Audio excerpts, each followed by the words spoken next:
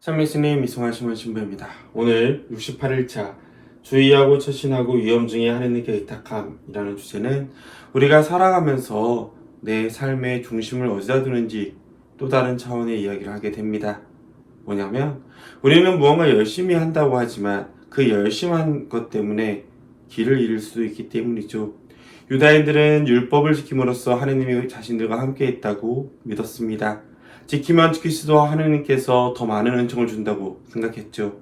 하지만 그들이 가졌던 성전이 파괴되고 율법에 너무 매이다 보니 율법 외에는 하느님께 다가갈 수 없다는 생각까지 나아가게 되었습니다. 의도한 것은 아니겠죠. 하지만 열성적으로 할수록 오히려 하느님께 나아가기 위한 도구인 율법이 그들을 발목을 잡는 일이 벌어졌습니다. 그런데 우리 신앙인들도 그런 일이 굉장히 많아요. 고해 성서 때 의외로 많은 분들이 고해하는 내용이 내가 하느님께 무엇을 하기로 했는데 하지 못했다 라는 것에 죄책감을 많이 얻는다는 것이죠. 실상 하느님께서는 우리에게 모든 것을 주시고 우리의 모든 것을 품어주시는데 우리는 무엇을 해야만 하느님이 날 사랑해 주실 거야 라는 식의 개념을 가지고 있습니다. 그런 생각이 강해지면 강해질수록 내가 기도를 하지 않으면, 성당에 가지 않으면, 봉사를 하지 않으면 하느님께서 나에게 벌을 주신다니 이상한 생각을 하게 되는 것이죠. 이처럼 우리는 살아가면서 균형을 잘 잡아야 합니다.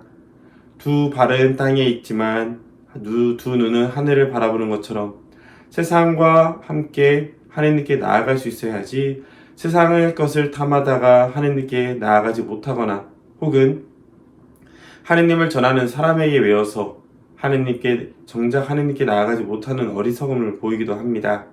그런 이들은 본당의 신부님이 누가 오느냐에 따라서 기분에 내켜서 신앙생활을 하고 또 봉사를 열심히 하느냐 아니냐 문제가 아니라 신앙생활 곧 미사 찬례와 성사생활을 하느냐 마느냐로 판단하게 되죠. 그리고 마치 내가 성사를 안 드리는 거, 미사를 드리지 않는 것이 저 사람 때문이야 라는 식으로 합리화하게 됩니다. 그러면 그 사람들은 변하는 세상, 나약한 한계를 가지고 있는 인간에 의해서 하느님을 저버린 꼴이 될 수밖에 없죠. 당연히 하느님께 나아갈 수 없을 겁니다. 그런 점에서 제 마음의 다음 문장은 내가 내 행동의 주인과 관리자가 되어야지 내 행동의 노예가 되어서는 안 된다 였습니다. 스스로의 삶을 계획하는 것은 중요하지만 그 계획에 너무 빠져들어 더 중요한 것을 놓친다면 그리고 자신의 무언가를 함으로써 하느님께 나아가기 위해 수많은 계획을 짜지만 정작 눈앞에 하느님께 나아가는 이들을 외면하는 어리석은 일이 벌어질 수도 있겠죠. 하지만 실제로 은근히 사제들 사이에서 이런 일이 많이 벌어진답니다. 자신이 스스로 만드는 스케줄을 따지면서 정작 병자 성사나 환자, 신자 면담이 들어왔을 때 그런 것들을 자꾸 일이 바쁘니 나중에 하겠습니다라고 미루는 모습이 바로 이런 어리석음에 빠진 모습이죠. 문제는 그것을 의식하지도 못한다는 것이죠. 하느님께 나아가려고 하는 자신의 생각이 가장 옳다고 생각하는 이들에게 드러나는 문제이기도 합니다. 그런 점에서 하느님 아드님의 목과 자유를 얻은 참 히브리인은 어떤 사람입니까? 라는 여기는 질문에는 참 긴 대답이 있습니다. 율법이 아니라 믿음으로 구원을 받는다는 바오로 사도의 말씀처럼 현세에 있지만 영원한 것을 동경하며 무상한 현세는 바라보지만서도 천사의 것을 바라보게 됩니다. 물욕에 이끌리지 않고 세상 것을 하느님께로 이끄는 사람이라는 것이죠. 즉 세상의 것을 소유함으로써 하느님을 놓치는 것이 아니라 세상의 것을 향유함으로써 하느님께 나아갈 수 있는 사람들인 것이죠.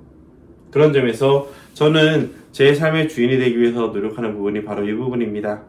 균형 잡기 위해서 두 가지 모습이 필요합니다. 첫째, 판단 중지와 식별. 무슨 개념이냐면요. 의도와 행동의 균형을 잡아야 되고 현상과 의미의 균형을 잡아야 되기 때문에 어떤 일이 벌어졌을 때는 단순히 눈에 보이는 결과로만 판단하는 것이 아니라 관련된 사람들의 이야기를 가능한 한 많이 들으려 합니다. 물론 이 이야기를 들으면서는 어떤 판단도 하지 않으려고 해요. 왜냐하면 모든 사람들은 저마다 자신의 이익에 따라서 자신의 관점으로 이야기하기 때문이죠. 판단을 중지하고 모든 이야기를 수용한 후 그 현상에서 드러난 눈에 보이는 사실들을 기반으로 해서 판단을 하게 됩니다.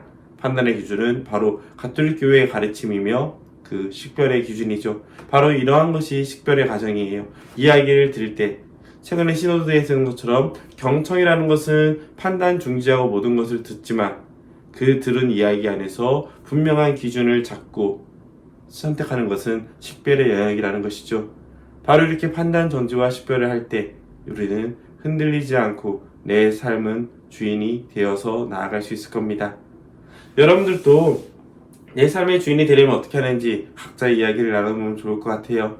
서로가 이야기를 나누는 가운데 각자 서로가 생각하지 못했던 또 하나의 방법을 전해줄 수 있을 테니까요.